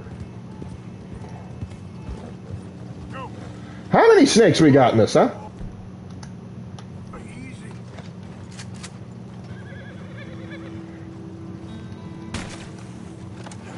Fun fact, duelists were very real, but they were called shootists, and it was both illegal and they didn't live long. I can imagine. It also depends, because dueling with guns did exist for various periods of time and was legal in certain states and regions for certain periods of time. It depends on a lot. Yeah, I know you were freaking him out, freaking out about it, so I killed him for you, Dante. I'm talking about how slander Norseman and like how he slanders Spider-Man and how the Pharisees slander Jesus. You could say there's a sort of a similar thing to it, but I see where you're coming at. I see the line of logic there, but the difference being like the problem with the Pharisees is they were experts in the law. They should have known who Jesus was based on like they saw the miracles. They should have known better. They knew what they were doing was wrong. J. Jonah Jameson legitimately believes, like he doesn't know any better in terms of Spider-Man. Why does he hate Spider-Man anyways? I think it varies from iteration to iteration. I think sometimes it's just like he just doesn't trust any masked freak other than, say, like maybe Captain America, because I know he has respect for him. Because there was actually one rendition where Captain America sees what the Daily Bugle is publishing about Spider-Man, and he actively goes to J. Jonah Jameson's office and goes, "You quit slandering him right freaking now." There's also another funny one where I think he was in court. This was before Miles Morales, so this joke's about to be much funnier than it is now. Is because because he sits down and they're in Spider-Man's, like, he hasn't taken off his mask or anything, but he's uncast. It's like, the only reason J. Jonah Jameson hates me is because I'm black. And J. Jonah Jameson's like, what? No, I didn't know that. I didn't know that. It's like, okay, that's a funny joke. Joining the OG Comics was just jealous of him, which checks out. You after a bounty? I can tell. If so, we got a poster on the wall just there. No hard feelings about, we don't need to go. Joshua Brown. Let's get a good look at you. The notorious shootist. Hey, there you go. Wanted for unlawful killings. Last known north of Strawberry. All right. Put it away. Most of the time he does it because he's both scared of Spidey setting a bad example and because he's not a fan of the lack of accountability. Which, to a degree, is fair.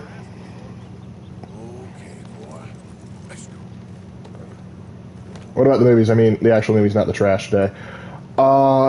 In the movies, I think it is just largely a lack of accountability. And also, I think he might get frustrated that what gets so much attention is Spider-Man from a newspaper perspective. You might want to, like, cover other stuff. And then it was like, nope, gotta cover Spider-Man again. It's like, great. But then again, he's the one who says, if he wants to be famous, I'll make him infamous. And the old cartoon from the 80s, it's because his wife was shot by a masked villain. Okay. But isn't also in the 80s cartoon, he says there should be no women in this world, only children and men? Wasn't that J. Jonah Jameson?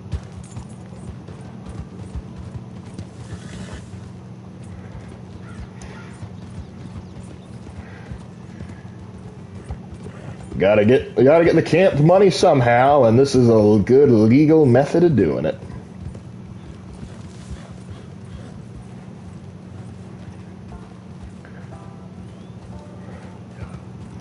Yeah, no, just gonna go ahead and spoil it. We may fail this mission a few times because I'm gonna get shot by the dude. Because he is a good shootist. You're gonna need an oat cake to get you through this one, Dante.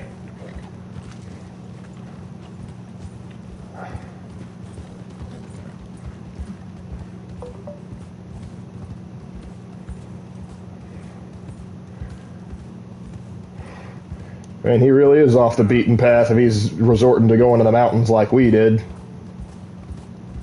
In the modern comics, J. Jonah Jameson explained because his wife died and called for help and Spider-Man didn't show up. That's kind of interesting to see that, because particularly most iterations, like, he's been, like, when Spider-Man shows up without him ever confirming or anything, like, he just automatically hates him already. But I guess that's one take that they could have gone with. I hear someone a-shooting. Yep.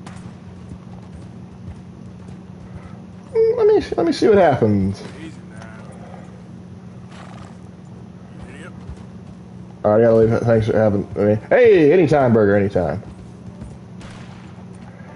I think I might know who this is.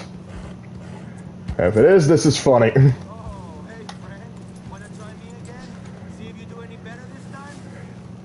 I'm feeling good today, Wade. What do you say about up? You lived! Wow! This time, make it interesting.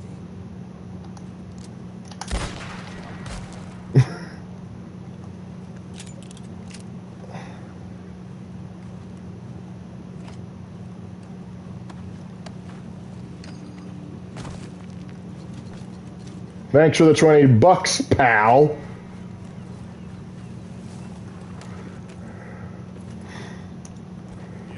So for those of you that didn't watch the episode, like, this is the guy, and because of, like, a fluke on my part, I'm totally not bad at the game, I lost, and so I just got mad and shot him. So now I knew he'd come back, and so it's like every time I see him now, it's like he's like, want to do better this time? Alright, I'm gonna shoot you. Of Raven's Legends, which one is your favorite? Probably either Richard Blackthorne or, I forget the name of the Centurion, Gaius. I want to say Gaius, but I'm not 100% sure. Oh, what's this?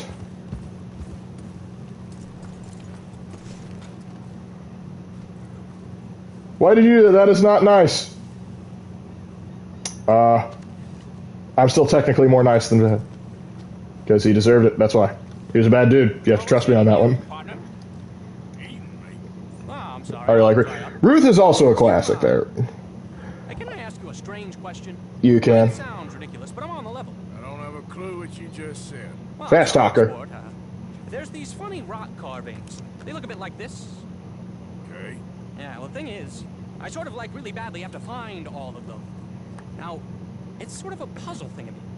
This is that time traveler, dude. Oh, yeah. And it's really important. Little rock carvings. Yeah, exactly. Little rock carvings. What do you want to do with them? Well, it's sort of very complicated, and you'll think I'm jazzed if I tell you. What? Drunk? Are you? No, I wish. No, I'm, lost. It's a long story. Can you find the carvings? I have no idea. Well, I sort of need them. Hey, listen, if you find them, I'll pay you handsomely. Send me details, if you can. Here's my card. If I can. Well, I'm sure you can, sport. I'm sure you can. Francis Sinclair. Arthur Morgan. Pleasure. I don't understand. Why do you need these things? Well, I told you. If I told you, you'd think I was on the hooch. What? I'm gonna have a lie down. I don't feel very well. And neither would you. Yeah, but, hey, what harm could it do? The guy, if you come back as a baby and makes you believe that he traveled back in time. Wild. Gaius is the true. Yeah, I like Gaius' story. I also like the most recent legend, the Yorigumo. I thought that was fun. And of course, his greatest legend of all, For Honor and Glory. I know that technically doesn't count, but you know, I like it. I'm getting Doctor Who vibes from him. I was getting great Gatsby vibes from him. Where he kept calling me sport. Come on, old sport. I'm an Oxford man. Because the guy successfully does reverse time for his family, but he kills his dad and saves his mother. Well, that's a trek.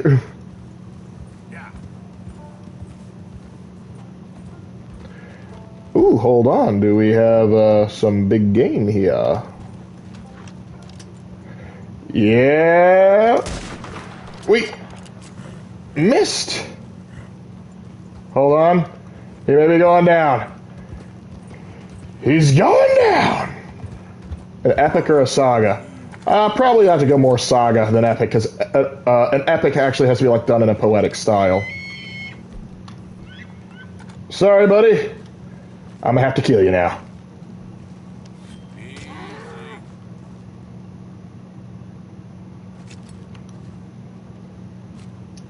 Well, the bounty can wait, because this is a heck of a prize. Who's your favorite character in For Honor and Glory? I'm sad Morgana died, but he died a hero. My favorite is honestly probably the Inquisitor. Just because I kind of know like the background for like why Raven created. And you're also like, as For Honor and Glory sort of continues on, you're going to see some wild stuff happen. But I can't remember all their names off the top of my head, but I like the Valkyrie. Valkyrie, I deeply enjoy. The Warden, definitely enjoy him. Yeah. Don't you have an infamous shooter to look for? I do. However, I got an elk, and I want the elk. And also, there's dangerous animals out there. They're scaring Dante. I don't want to scare Dante, so I'm going to go drop this off, because I'm going to need these pelts. Reynald the Warlord, rip. Yeah, he was a G. The wild thing is, throughout all of Red Dead Redemption, there's a deep, vast expanse of wilderness and such. Yeah, there is so much wilderness. Well, keep in mind, not everything was sort of tamed back then. And also, this is based heavily off of your westerns, which you're going to spend a lot of time out in the open country. The Porzon, who, this is not a boat that I think she has a fear of flying. She'll get over it. But yeah.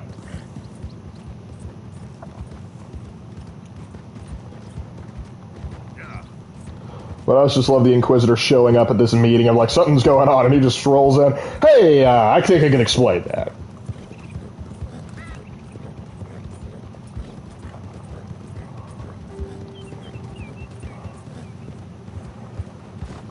The Warlord was legendary, and the funeral song was beautiful. Yep, Raven had been playing it up to do that one for a while. It was all about he had trouble trying to think out what's the best way to execute that, though. The game has an aliens Easter egg and has a serial killers and bounties to hunt after, enjoying either killing or taking the men. Yeah. A lot of fun stuff there. I never found the alien thing, though. I'd met the time traveler before, but I never completed all of them. I wonder what that guy was rambling on about. Hold on. We can get 2 pelts with 1 trip. Nope. Not worth it. Hold on. That raccoon is worth it. Where are you?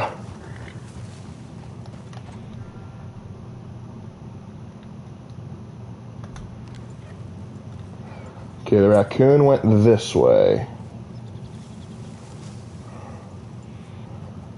Maybe I can get me a Davy Crockett look.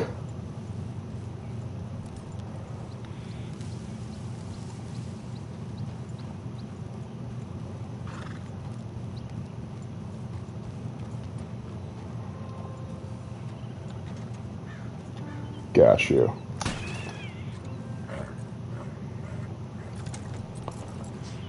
There's a vampire insanity. Him I do know about. A vampire. Sorry, Sly. It had to be done. Personal opinion is, though, I absolutely hate my cat. I wish we got the option to kill him in Coulter. I hate how he acts because I'm a full positive honor player. Yeah, I typically go positive honor for the most part, except when it's funny, but yeah. Oh, hold on, I dropped the snake. May not be able to get anything out of it, but at least can make some money off of his corpse.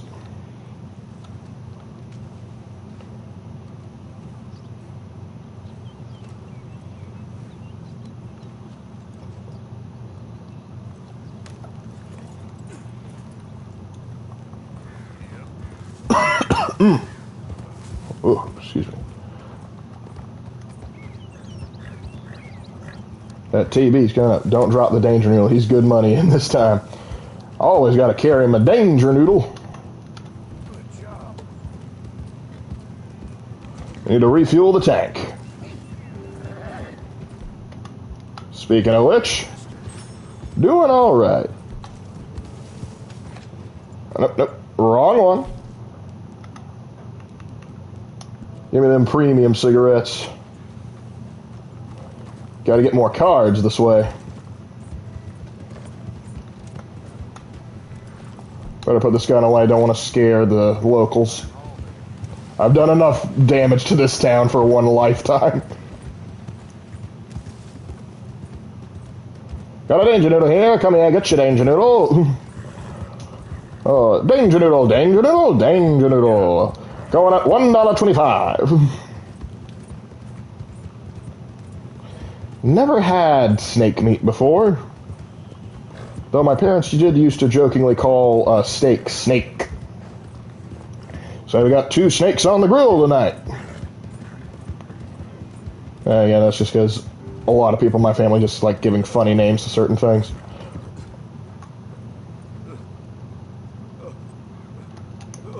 Sorry, I gotta drop the stuff. I'll be right back for you, buddy.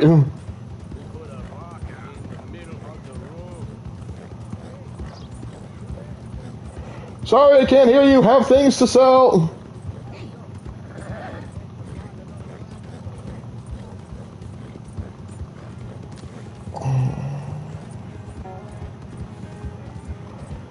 I remember trying to wait around for that guy. I don't think he ever came back. I was finding the idea of having either Charles or his son be the protagonist in Red Dead Resurrection idea, like Charles being an old man and his son. You could potentially work with that sort of idea. Charles was, of the gang, aside from Arthur and John, I think Charles was probably one of the most beloved. I've had a little rattlesnake nuggets when I was in Louisiana. Tastes like chicken. That doesn't surprise me. I imagine you got to do something like treat the gaminess, and I imagine soaking in buttermilk is probably the best method for that.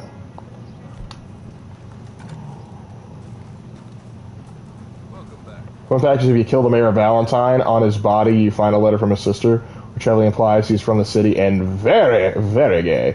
Oh, the more you know. Alright, let's have a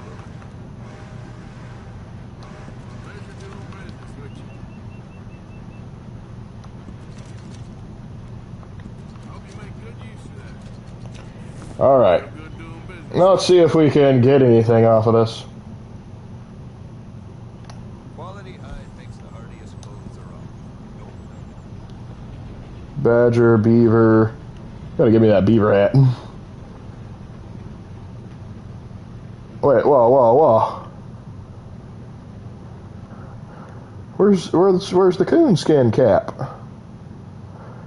I mean, we got badger, we got beaver hat, we got fox hats, we got skunk hat. We don't got no squirrel. We don't got no raccoon cap. How am I supposed to play by Davy Crockett? That's absurd. Why would I want some? So maybe it's in like the garment set? That's why you don't have it?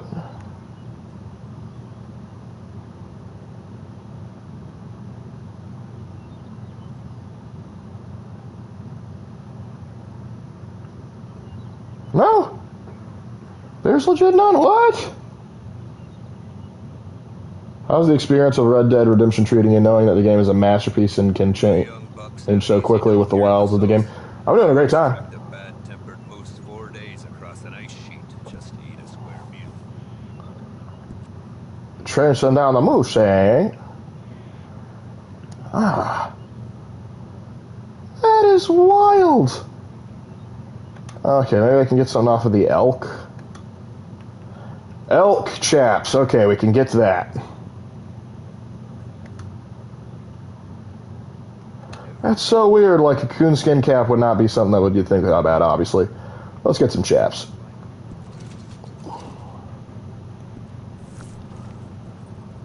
I'm going yeller.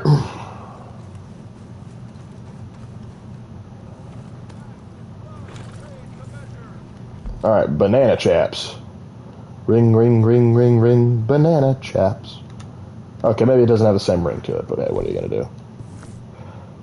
Alright, bear with me real quick, ladies and gentlemen. I am going to hit the El Baño as fast as I can, and then we're going to be right back to it. Just hold on.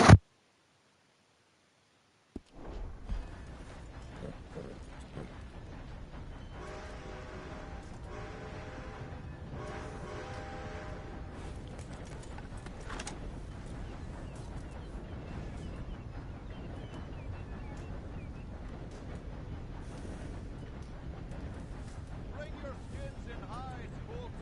Clothes, equipment, saddles, all made right here.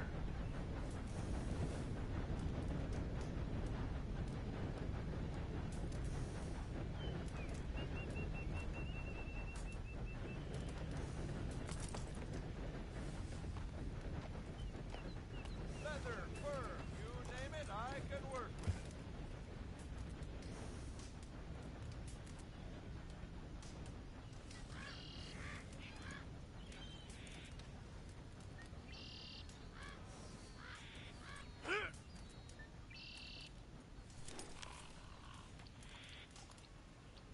Tailored outfit, right over here. Alright, I'm back. Way to do that a little too long. But yeah, so many of you guys eating snake. Apparently, people eating python. I've heard of people eating python before. But python, rattlesnakes, cottonmouth. Just typically things I would not consider to eat. Like python, I think I'd be more willing to try just because I know it's not venomous. But like cottonmouth and rattlesnake just does not immediately stick to mind. It's like, yeah, that's food. I guess in a survival situation, you got to get your calories wherever you can. But I also like eating gator and stuff.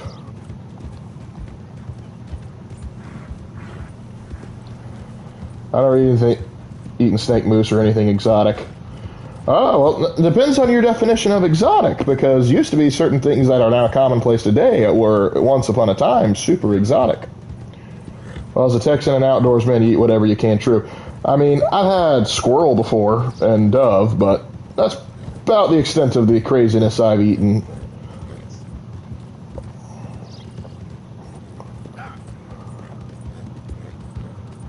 Let's get on. Not gonna be distracted by a good game again. It still bugs me. Maybe Pearson can make a raccoon skin cap for me. That's just wild to me that you. Because who would think to make a beaver hat in that manner, but not make a coonskin cap? Because I know like beaver hats did exist; they were very popular, but they didn't look like that. I've had kangaroo burgers, ostrich burgers, elk and venison. I've had elk and venison. I've also made them for a barbecue, yeah. I've had, actually, I think I might have, a buddy of mine gave me like a kangaroo jerky stick. But it was like half like pork, so I'm not sure if that can really be counted. I've only ate animals from Old McDonald's farm, E-I-E-I-O. Ostrich burger, that's a new one. I've heard of people eating ostrich egg, but I've never seen nobody eat Actually, no, wait. I think Max the Meat Guy might have eaten ostrich. I think he might try to make like the biggest like chicken wing or something like that. Snakes have to bite you for the venom going because the snakes are venom. That's not poisonous. I understand that, but I'm always worried like preparing like I might cut out the venom sac or something. Like I might pop the venom sac, that sort of thing. Sorry, I already killed one of you. I'm actually going to do my job this time instead of, giving me to show you. Oh, I've cooked with gator meat before. But the thing is, like, it used to be like the Walmart near me actually sold gator meat. But now they don't carry it anymore, which is a shame because I enjoyed like putting it in a stew. There's frozen fish my mom and dad made. That could be super exotic. They don't know what kind of fish it could be.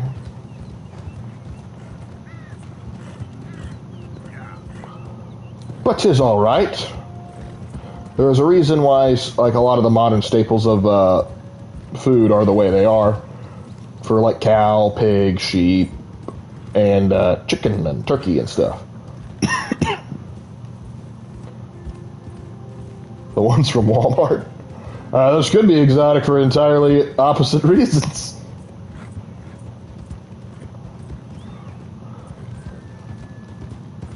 He's still fresh. I've eaten cassowary before. You ate the demon chicken? There's a lot of boar up here. I've entered the legendary territory. Well, I'm not going to tangle with that right now. It just comes charging out at me.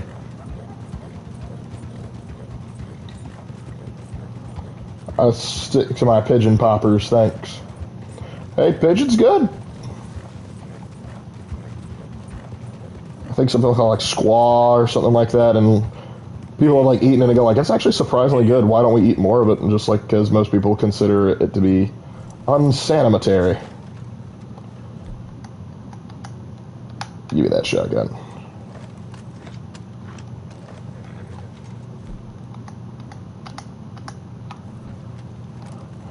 I'd try bear, gator, or moose if I knew where and how much. I think you can like the best, like you can look online.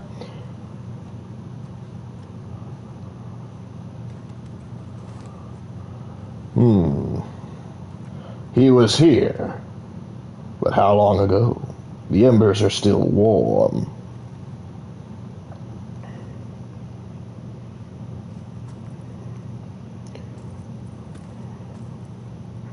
Yep. You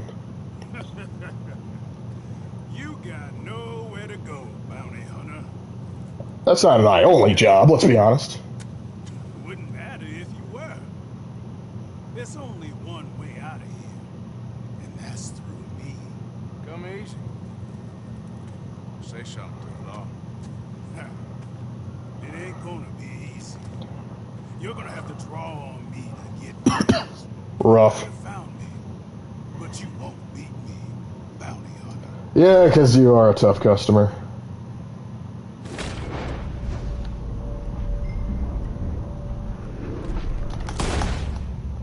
See, I was pointing at him. I had it ready. I pulled the trigger, but no.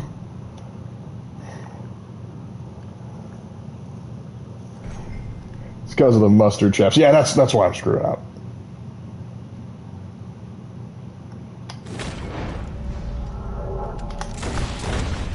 Gotcha.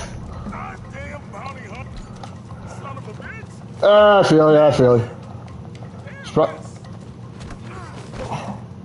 Curse you. No, don't kick it. I need him alive.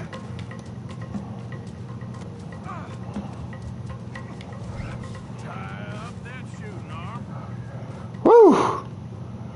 I'm content getting him on the second try. Sorry, bud, I got more respect for you than all the other bounties I've gotten, but still. He could have shot me in the back, but instead he decided to go for an honest duel. Alright, you shot me. You didn't even have the decency to do it right. I did okay. Man, and you ought to put him down. Not knock him out and tie him up.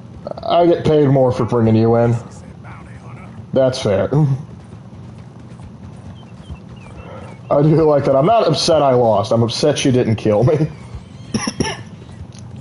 You have to respect that to a degree. Arthur would have made a good football player. Yeah, he would have. He would have. At least a good rugby player, too. As a Texan, Lark, I tip my hat to that draw. Glad you like it. Well, you didn't. Aw. You have no idea how accurate that is, dude.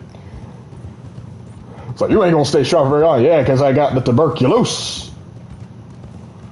That consumption, it gets to you, man. I love that I see every animal in creation, but when I deliberately go hunting, they're all gone. That's Big Josh, all right. Yep. He looks heavy. Can we take that bounty off of you? Only if you want to die. Manage him fine. Yeah. What'd you call me? A lot of ugly business here.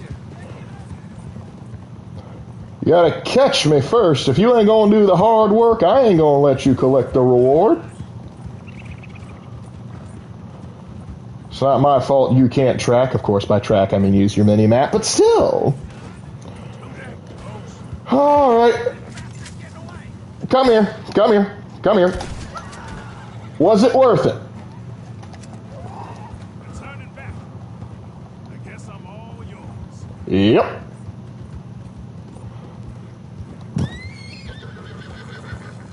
Gosh, am I hunting lemmings? Why are they all so suicidal? He's not wrong. Most shooters didn't live long, and none I know are retired. Fair enough. TV's kicking in.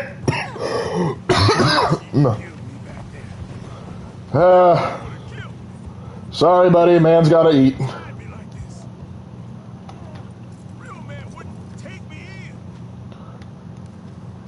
Sorry, El Jefe.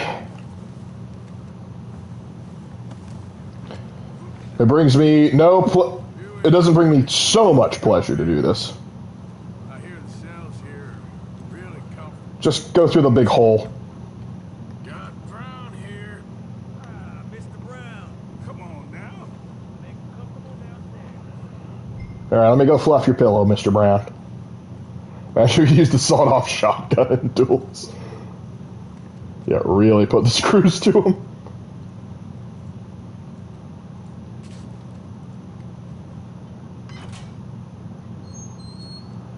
Knock me up. Forget about me. Okay, I will. Now,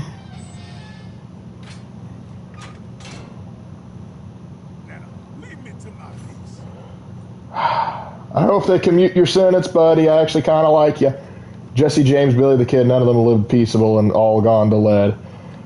Even the Ballad of Buster Scruggs. You make you work for it? He told me, so I'd say that's a yes. Honest to be. Alright, we kind of made up our money from where we left off at the beginning, and with that, I think that's probably a good place to call it. I don't think we have time to start another mission, but hey, sorry we had to do sort of like a little hiccup with the stream there, but hey, I think it turned out all for the better in the end. We did a good time. I'm glad having you come in, had some good discussions, and I look forward to doing this next time. So I'll see y'all in the next one. Take care now.